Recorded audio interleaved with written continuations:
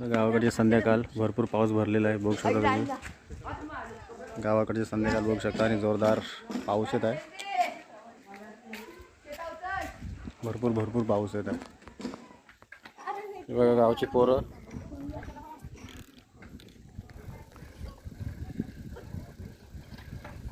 खेळतात. बघा गावचे संध्याकाळ भरपूर पाऊस आलेला आहे गावामध्ये.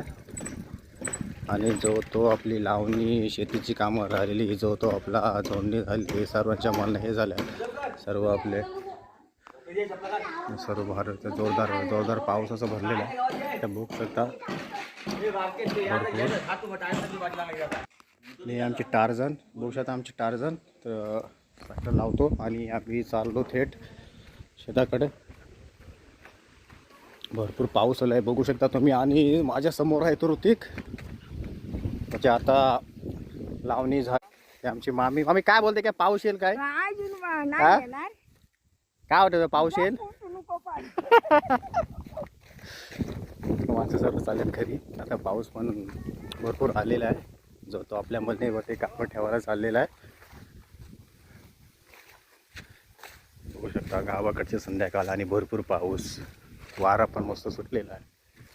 हे बघा अर्ध्यांची कापणी, जोडणी, बांधणी सर्व झालेली आहे. बघू शकता अर्ध्यांची बाकी आहे. तो तिकडे आमचा गाव वांदेली. आणि आता इकडे चालले ऋतिक शेट आणि अण्णा मळणीवरती कापड टाकायला. येण्यातून मळणी भिजणार आहे. ते जायचं आपल्याला.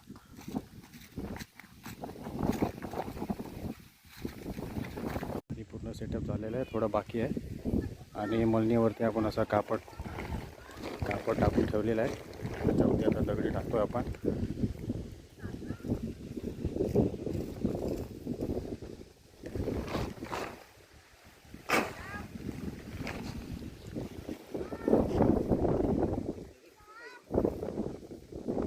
तिकडे पण टाकलो होती या साईडला.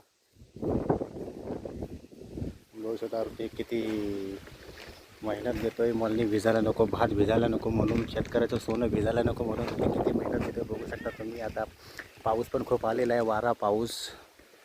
वारा खूप सुटलेला आहे आणि पावसाचं वातावरण झालेलं आहे. त्याच्यामुळे जो तो आपला शेतकरी आपलं शेतकऱ्याचं सोनं हे असं झाकून ठेवायला जो तो सध्या पलापल करतोय. हे बघा बघू शकता कसं कापड टाकलं आणि त्याच्यावरती आपण